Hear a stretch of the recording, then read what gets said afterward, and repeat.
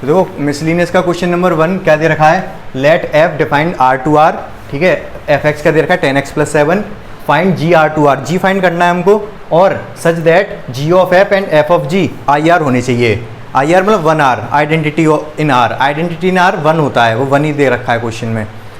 तो आर मतलब real number, ठीक है। हमारा फंक्शन एक एफ है जो रियल टू रियल डिफाइंड है, एफ एक्स इक्वल्स टू ये। अच्छा आपको ध्यान है जी ऑफ एफ और एफ ऑफ जी अगर आई आर दे रखा है, जैसे हम क्या पहले जब हमसे इन्वर्स पूछा जाता था किसी फंक्शन का, तो हम क्या 2 चीज़ चेक करते थे वहाँ पर, क्या कह रहे हो?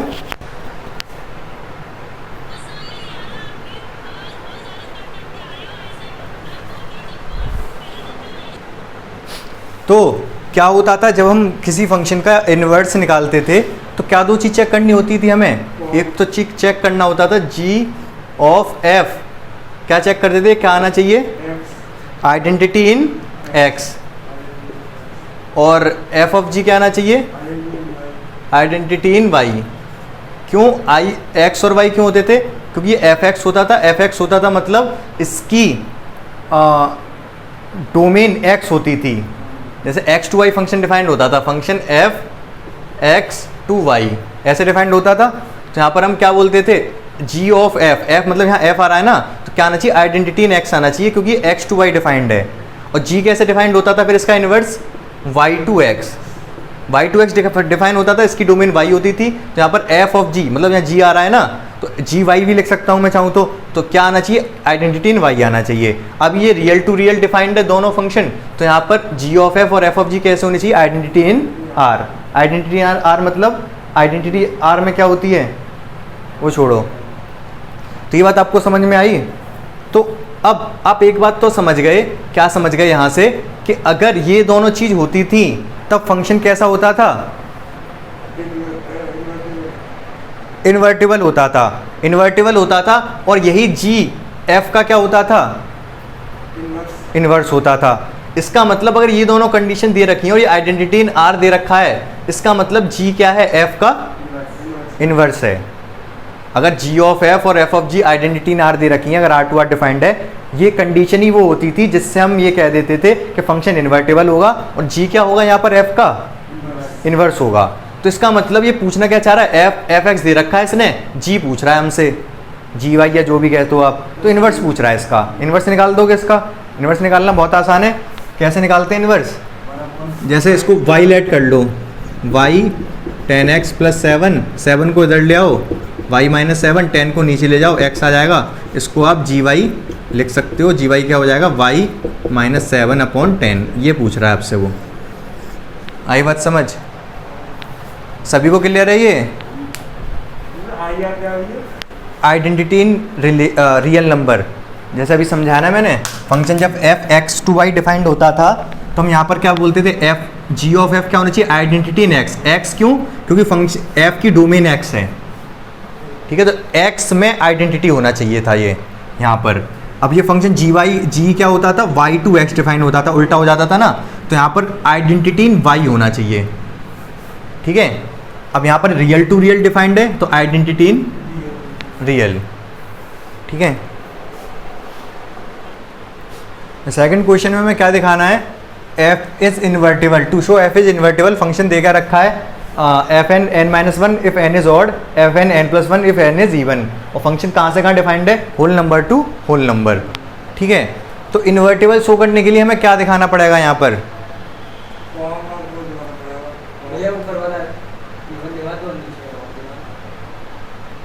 वो तो फंक्शन दे रखा है, वो कैसे दिखाते हैं, उससे पहले उसका इन्वर्स करना पड़ेगा हमें, इसका फंक्शन का इन्वर्स करके ही तो दिखा पाते। पहले जी वाई निकालना पड़ेगा। जी वाई कैसे निकालें, दो फंक्शन है यहाँ, तो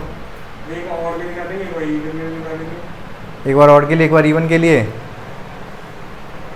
और फिर हमें वहाँ पर क्या दिखाएं कि वो एक तो ये तरीका है हमारे पास। लेकिन जब अगर जैसे दो फंक्शन दे रखे हैं, जैसे यहाँ पर दे रखे हैं, तो इन्वर्टिबल दिखाने का एक और तरीका है हमारे पास, क्या, बाइजेक्टिव दिखा दें हम फंक्शन को अगर हम बाइजेक्टिव दिखा दें तब भी वो कैसा हो जाता है, फंक्शन इन्वर्टिबल हो जाता है, ठीक है। तो बाइजेक्टिव दिखाने के लिए क्या दिखाना पड़ेगा हमें, फंक्शन कैसा है, 1 1 और ऑन टू, ठीक है। तो 1 1 के लिए चेक करते हैं, फॉर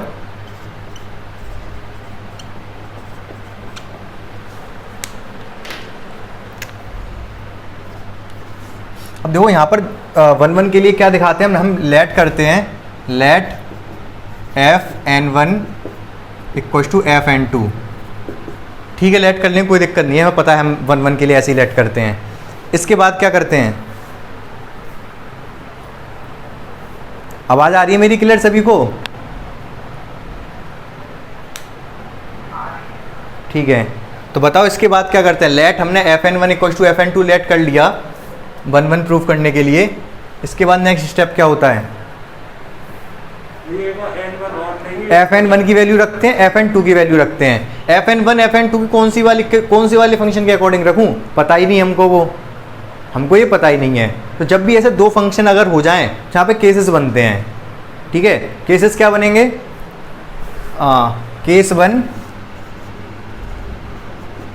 केस वन है n1 ऑड और n2 इवन। एक ये हमने बना लिया, अगर n1 ऑड है n2 अगर इवन है तो fn1 की जगह क्या रख दूंगा मैं, n1 माइनस 1, n1 है ना यहाँ पर, n2 की जगह रख दूंगा n2 प्लस 1। अगर मैं n2 को इधर ले आऊँ, n1 माइनस n2, 1 उधर जाके प्लस का हो जाएगा 2, तो क्या आ गया n1 minus n2 equal to 2। ये केस ही पॉसिबल नहीं है जो हमने केस लिया था ना कि n1 ऑड है और n2 इवन है और fn1 इक्वल टू fn2 है, ये केस पॉसिबल नहीं है, ऐसा कभी हो ही नहीं सकता। क्यों नहीं हो सकता, यहाँ पर क्या आ गया n1 माइनस n2 2 आ गया, मतलब एक इवन और एक ऑड नंबर का डिफरेंस 2 आ रहा है। ऐसा हो सकता है कभी, किसी इवन नंबर का और ऑड नंबर का डिफरेंस, जैसे कोई इवन नंबर, कोई भी इवन नंबर, कोई भी ऑड नंबर बताओ मुझे, 7, कोई इवन नंबर बताओ 8, छोटा ले लो नेगेटिव ना आए, 4 ले लो, डिफरेंस कितना है 3। तो अगर ऑड और इवन का डिफरेंस देख रहे हो तो ये हमेशा कैसा आएगा, ऑड आएगा, जबकि यहाँ पर आ रहा है 2। इसका मतलब ऐसा पॉसिबल ही नहीं है कभी, ये केस ही पॉसिबल नहीं है। आई बात समझ? ऐसे केस नंबर केस 2 भी पॉसिबल नहीं होगा। कौन सा केस 2, कि n1 इवन और n2 ऑड, ये केस भी पॉसिबल नहीं होगा। केस 3 लेते हैं हम, केस 3 में मैं n1 को इवन ले रहा हूँ और n2 को भी इवन ले रहा हूँ, या फिर केस 3 और केस 4 एक ही में कर लो। केस 4 में क्या होगा, चलो छोड़ो एक ही रहने दो, इवन अगर मैंने ले लिया तो fn1 इक्वल टू fn2 है। fn1 की जगह क्या रखूँगा, n1 प्लस 1, इसकी जगह n2 प्लस 1, 1 से 1 कट जाएगा, n1 प्लस n2। अगर ये है, अगर हमने ये लेट किया और ये आ रहा है तो हम कह सकते हैं 1 1 है।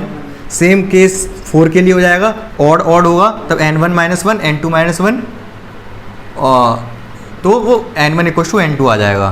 तो हम क्या कह सकते हैं, देयरफॉर f इज 1 1, बस f 1 1 है।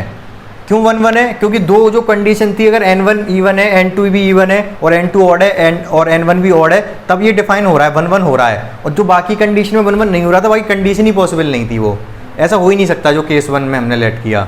ठीक है, केस 1 में लेट किया हमने वो हो नहीं सकता, केस 2 में लेट किया वो हो नहीं सकता, केस 3 में जो लेट किया वो हो सकता है, केस 4 में जो लेट किया वो हो सकता है। क्यों नहीं हो सकता केस 1 केस 2 वाला, पता है आपको क्यों? fn, अगर इसको मैं n1 को ऑड कर दूं, n2 को इवन कर दूं, तो ये कभी इक्वल आएंगे ही नहीं, fn1 fn2 इक्वल ही नहीं होगा। ठीक है, कैसे, मान लो मैं इसको 2 ले रहा हूँ, इसको 3 ले रहा हूँ, ठीक है, ये मैंने इवन ले लिया, ऑड ले लिया, ये 2 लेने पर ये कितना आएगा 1, और ये 3 लेने पर कितना आएगा 4। तो 2 और 4 बराबर थोड़े ना कर सकते कभी भी, तो मतलब ये फंक्शन बराबर नहीं हो पाएंगे अगर आप इवन और ऑड लोगे तो, इसलिए वो कंडीशन भी हमारी गलत हो गई है। ऐसे आ रही बात थोड़ी थोड़ी समझ? ठीक है, तो फंक्शन 1 1 प्रूव हो गया, यहाँ तक बात क्लियर है आपको? ऑन टू कैसे दिखाओगे, अब इसको ऑन टू है ये,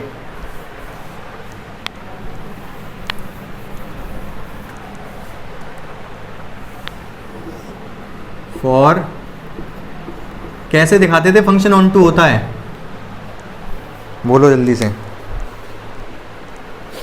तो इस फंक्शन में देखो क्या होगा, ऑन टू के लिए हम चेक करते हैं क्या क्या दे रखा है हमको। W to W whole number to whole number है, मतलब रे डायग्राम बना ले रहा हूँ मैं 0 1 2 3 4 5 dot dot dot 0 1 2 3 4 5 dot dot dot. अगर मैं n1 को क्या ले लूँ, ऑड, ऑड मतलब 1 ले लूँ, n1 अगर मैंने 1 ले लिया यहाँ पर तो f1 कितना आएगा 0। और अगर 0 इवन में ही आता है, अगर 0 ले लूँ इवन तो क्या कितना आएगा 1। अगर मैं फिर 2 लूँ तो कौन सा इवन वाला लगाना पड़ेगा, 2 लोगे तो कितना आएगा ये f2 3, f2 आएगा 3, 3 लूँगा तो 2, 4 लूँगा तो 5, 5 लूँगा तो 4।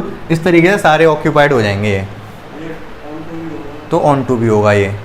लिख दोगे आप यहाँ पर एवरी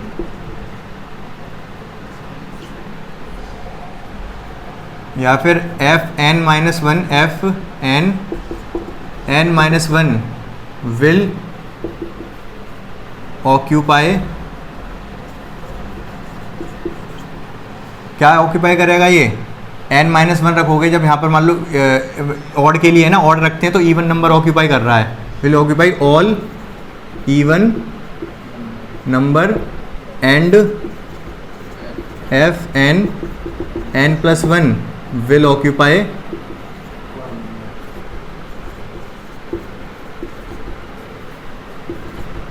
all odd number।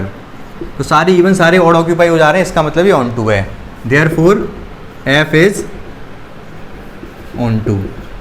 ठीक है, तो दिखा दिया हमने कि ये इन्वर्टेबल है फंक्शन।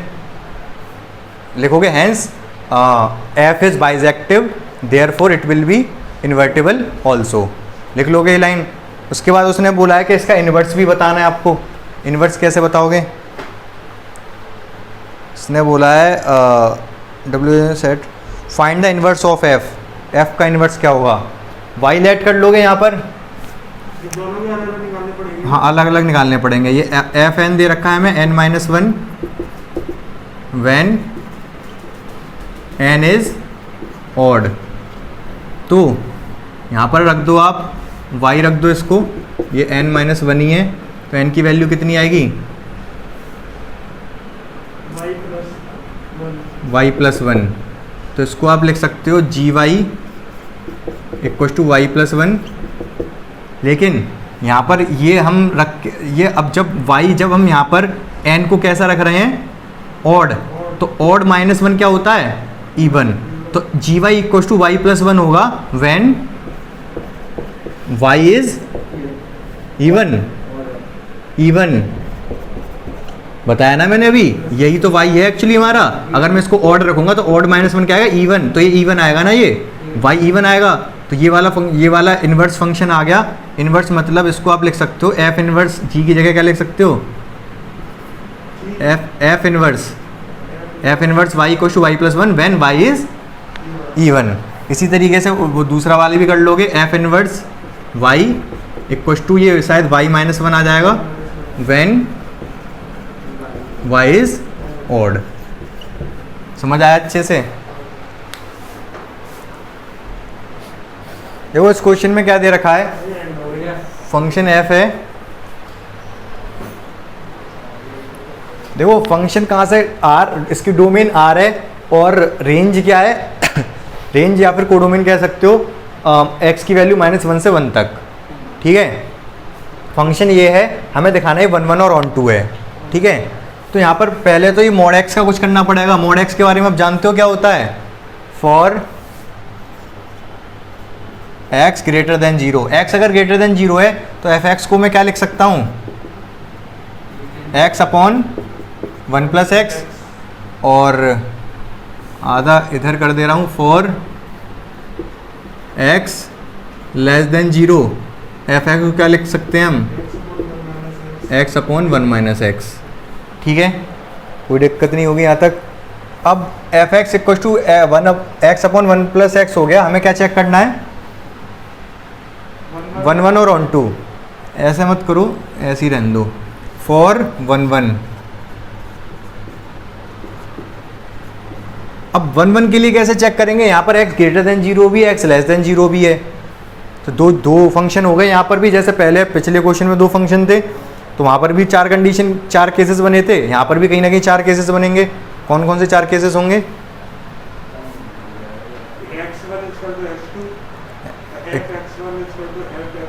वो तो होता है 1 1 करने के लिए, लेकिन केसेस बनेंगे 4। कौन से केसेस? चलो ठीक है, एक सेकंड, चलो जो आप कह रहे हो पहले उसी से शुरू करता हूँ। Let f x1 equal to f x two. 1 1 करने के लिए यही करते हैं हम, ठीक है। तो देखो 1 1 के लिए हम let f x1 equal to f x two करते हैं। अब एफ x1 की जगह पे क्या रखूँ बताओ आप?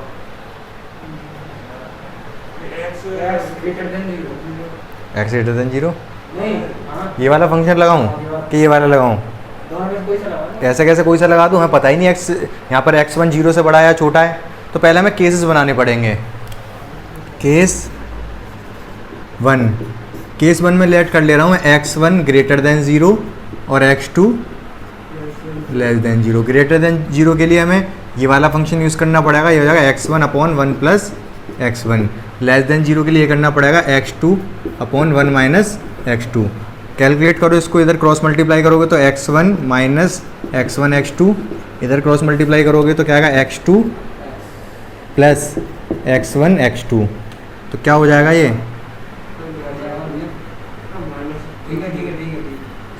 एक काम कर लूँ मैं, x2 को इधर ले आऊँ, इसको भी इधर ले आऊँ, x1 माइनस x2 और ये माइनस x1।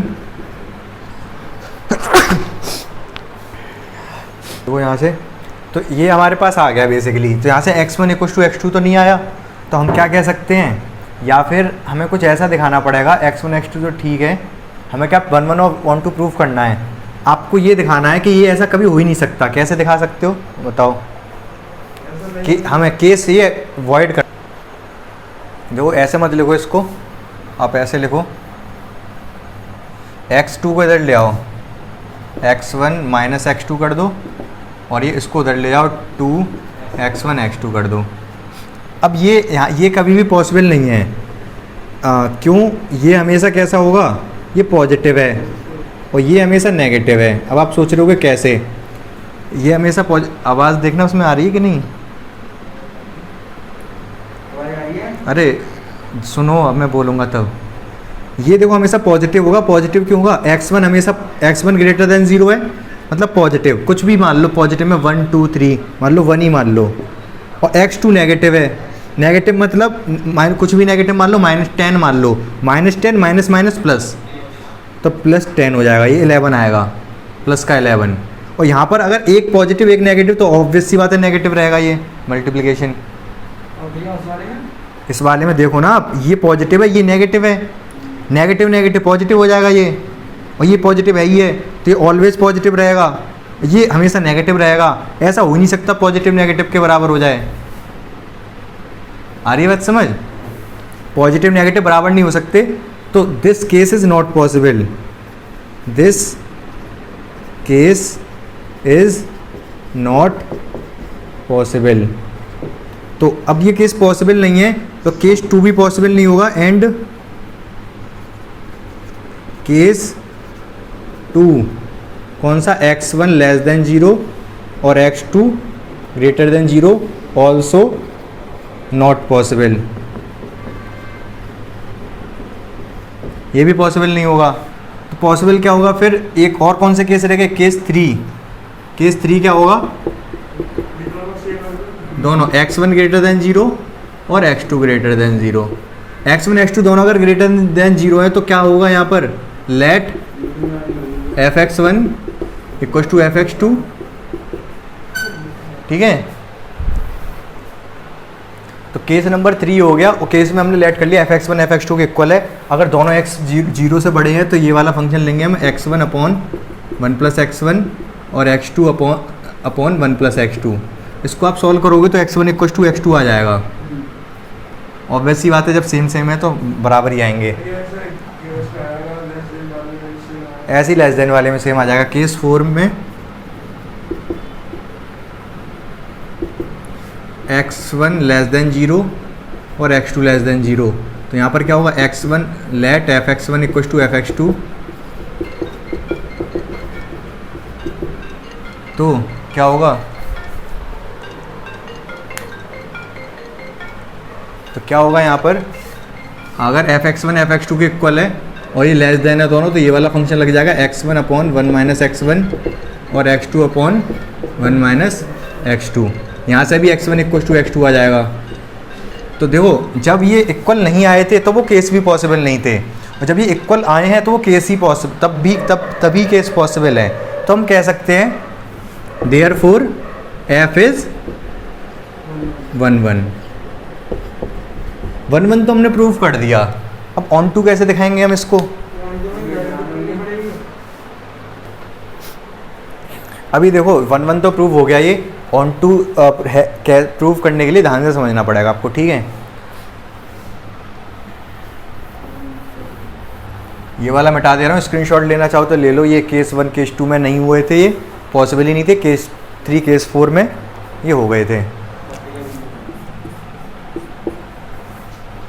अब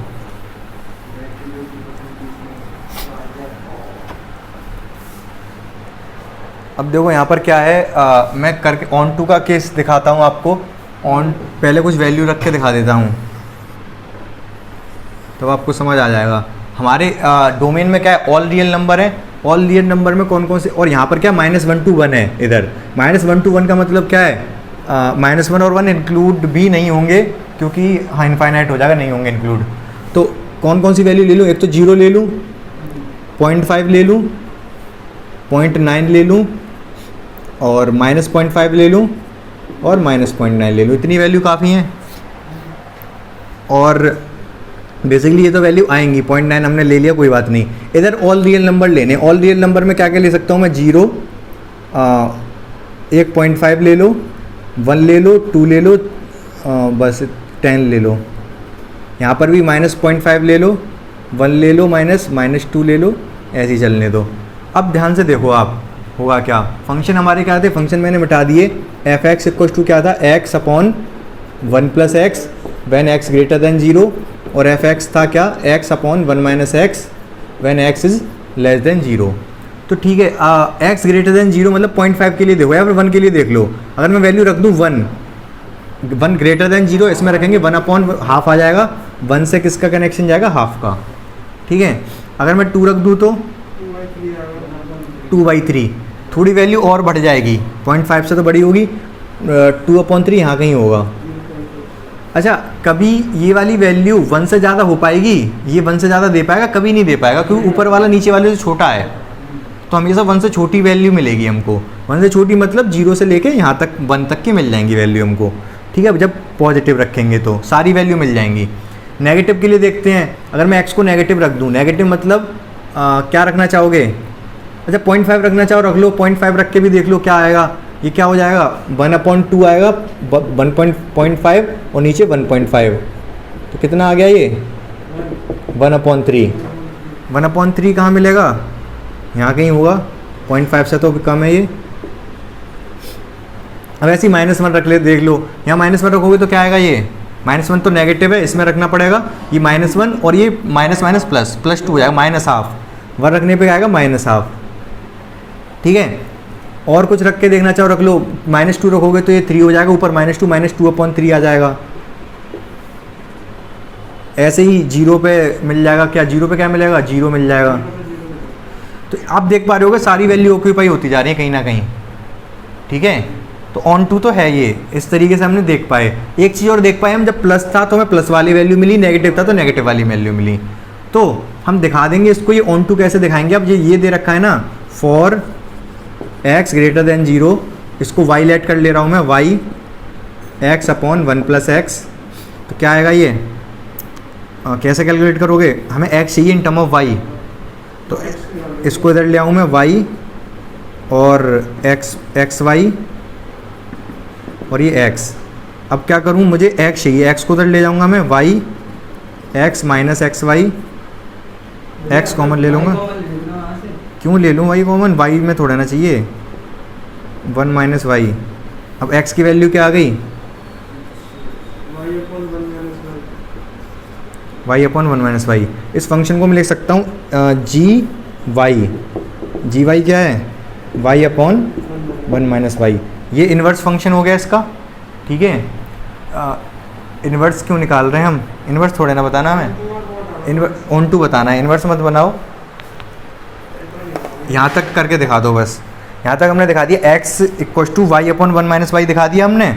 और अब हम क्या बोल सकते हैं, यहाँ पर y की कौन कौन सी वैल्यू पॉसिबल हैं, अगर y की कोई भी वैल्यू लगा दो आप, y की वैल्यू है कौन कौन सी, -1 to 1 है। -1 से 1 अगर मैं यहाँ पे y की वैल्यू लगाता हूँ तो x क्या मिलेगा हमें, रियल नंबर ही मिलेगा, रियल नंबर ही मिलेगा। और कौन कौन सी x की कौन सी वैल्यू मिलेंगी, पॉजिटिव नेगेटिव, कौन सी, पॉजिटिव में पॉजिटिव, नेगेटिव में नेगेटिव, ठीक है। एक और फंक्शन है हमारे पास ये वाला, अगर मैं इससे देखूँ यहाँ पर अगर फॉर, लेकिन x तो लेस देन 0 है ना, x लेस देन 0 ही आना चाहिए। तो अगर मैं पॉजिटिव यहाँ पर मैं y की वैल्यू सपोज रखता हूँ कौन सी, पॉजिटिव वैल्यू रखी मैंने, कोई भी पॉजिटिव वैल्यू कौन सी रखी, 0.5 रख दी, 0.5 ये 0.5 तो पॉजिटिव बन आ जाएगा, और नेगेटिव रखूँगा तो नेगेटिव आ जाएगा, ठीक है। लेकिन नेगेटिव रख ही नहीं सकता मैं क्योंकि x लेस देन 0 है। For x less than 0 function कौन सा हो जाएगा, y equal to x upon 1 minus x. यहाँ से कैलकुलेट करोगे तो शायद x इक्वल टू क्या आ जाएगा, y अपॉन 1 प्लस वाई। तो यहाँ पर आप y की कौन सी वैल्यू, x कैसा आना चाहिए, नेगेटिव, नेगेटिव आना चाहिए, तो x की वैल्यू कैसी लोगे आप, y की वैल्यू, y की नेगेटिव वैल्यू लोगे तभी x नेगेटिव मिलेगा। तो ये फॉर ये वाला फंक्शन हो गया, ये हम यहाँ पर y की सारी वैल्यू रख पा रहे हो, यहाँ पर y की सारी, यहाँ पर y की आप पॉजिटिव वैल्यू नेगेटिव रख पाते थे, पॉजिटिव, यहाँ y की पॉजिटिव वैल्यू, यहाँ y की नेगेटिव वैल्यू, सारी वैल्यू रख पा रहे हो। ऐसी कोई सी y की वैल्यू जो ना रख पा रहे हो, सारी रख पा रहे हो, तो इसलिए ये ऑन टू है, ठीक है। All value of y gives real x, hence f is on to, ठीक है। सारी वैल्यू मिल पा रही है हमें x की, और पॉजिटिव के लिए पॉजिटिव, नेगेटिव के लिए नेगेटिव, ओवरलैपिंग भी नहीं हो रही, तो हम कह सकते हैं ऑन टू भी है। तो देखो इस क्वेश्चन में मैं एक और बार बता दे रहा हूँ। सबसे पहले हमने देखा 1 1 के लिए 4 केस बने थे, 2 केस पॉसिबल ही नहीं थे, उनको हटा दिया हमने, 2 केस बचे हमारे पास, केस 1 केस 2। तो केस 1 केस 2 में हमने दिखा दिया 1 1 है, ठीक है। अब हमें ऑन टू के लिए क्या दिखाना था, तो पहले हमें खुद से दिखना चाहिए एक्चुअल में हो क्या रहा है, तभी हम ऑन टू दिखा पाएंगे।